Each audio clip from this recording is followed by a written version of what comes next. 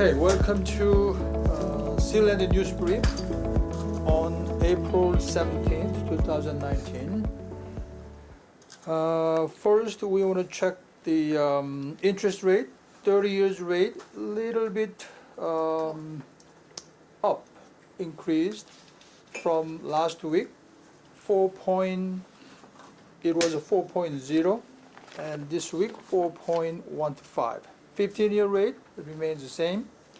10-year Treasury went up a little bit, 2.59%. Prime rate is the same. The first news is the Palisades Church. Remember last week's news? They filed Chapter 11, but that application has been declined. In other words, court reject their bankruptcy application. The reason was the applicant, which is the church, is not qualified to apply bankruptcy. And they said, the court said, someone who has full authority has to file the bankruptcy. This decision is in response of PCUSA filing for declining that bankruptcy. In other words, PCUSA, the conference, filed asking the court to decline the bankruptcy that the church filed. Okay, so the court responded to that application. So, according to accordingly, the Valley National Valley, who lent the money, originally $3 million, but now they have a balance of $2.4 million. So Valley National Bank will proceed to sheriff sale on May 10th. Okay, next news is very important news. KMX Realty, you know KMX Realty in Palisades Park. We have a branch office in Palisades Park as well. They got sued by a prospective tenant. And Korean daily newspaper and radio 1660 and the Record all reported this incident. The prospective tenant's name was Anna Salem. It was a couple. Was informed from an agent that the landlord does not want to show to non-Korean. And this Anna Salem couple filed a complaint to the State Division of Civil Rights against the homeowner and KMX Realty. The broker of record is Gun-ju for discrimination of race.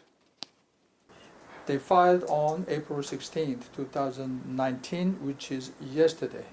And the preliminary investigation by the State Attorney General's office has determined that there is a probable cause that the Realty office violated discrimination laws when employees refused to show an apartment to a non-Korean couple. And by the way, in New Jersey, according to LAD, we just learned that LAD, Law Against Discrimination, it is illegal to discriminate against a prospective buyer or tenant because of race, okay, and creed, color, national origin, sex, disability, ancestry, nationality, and domestic partner status, source of lawful income used for mortgage or rental payment. Next news,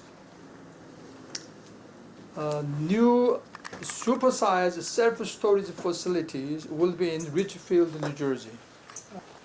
This is Broad Avenue, this is Grand Avenue, junction is here, and about this place, it was actually previous owner was Korean, And he had planned for a senior center with 120 units or a hotel with 121 rooms. He had a plan, that's correct. That's going to be total size is 152,000 square feet. Is a self-storage, you know that kind of facility, right?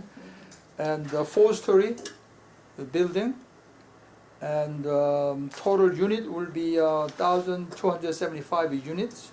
And by the way, this area is a good area. I think business-wise, it's a good location because north side of this lot, this area is the Palisades Park commercial district, and south of this is basically H Mart, and west of this area is industrial zone, commercial avenue, etc. So this might be very good choice for self-storage facilities. Anyway, there's enough rooms, space, 152,000 square feet. The next, this is kind of introduction of area. We know Soho, Manhattan. There is some interesting story about Soho area. This is Houston Street. Some people pronounce Houston and Houston. But it's the south of Houston, between Lafayette Avenue and 6th Avenue. I think it's Lafayette and 6th, I believe, somewhere. Lafayette. So this whole area is about 100 acres. They used to call Hell's 100 acres. During middle of 1900s, many buildings using cast iron was constructed in this area. You know, cast iron is a jumul, right? It's a beautiful structure, which shows beautiful balconies and various cast iron decoration. But after World War II, many sweatshops came in because many storage area become vacant because of war, and the owners left or abandoned the storage for their merchandise, and which makes this area look so bad. So that's why one time they called the Hells of 100 Acres. That was a nickname. But at the beginning of 1960s, poor artists moved into vacant buildings without ownership because high ceiling and bigger windows very attractive. Now it's a very famous area, Soho. Good sightseeing and dining places include Green Street. It's a famous, still, like a cobblestone street, not asphalt, right? It has an old fashion. And the little Singer building, some say pronounce it Singer, little Singer building is famous for Singer, the machine, sewing machine. 재봉틀. Okay, this building, they had a showroom at the time. So this famous, and also Soho Cigar Bar. They said back then in US they cannot sell liquor. Remember that, right? Back then. But only this place, secretly, they sold liquor. And that was a famous bar, Soho Cigar Bar. And also the famous, the Korean restaurant. Okay, the next news is Upper East Side mixed-use building in Manhattan sold at $6.9 million. That means $867 per square feet. The building location is at 240 East 75th Street between 2nd and 3rd Avenue. So this is Upper East Side. So this is Central Park here, right? So Upper East Side, this FDR, this area, 75th Street. This building sold at 6.9 million. Total square footage is 7,951 square feet. Again, which means it's $867 per square feet. So you can imagine if you pay $800 or $700 per square feet, you can buy a building in Manhattan. 2 retail stores downstairs, 4 studios, and 3 one-bedrooms, and 3 two-bedrooms. And among them, 3 are rental stabilized, and 7 are free market. And also this sale include 2,265 square feet air right. I think they can limit the height of air right as well.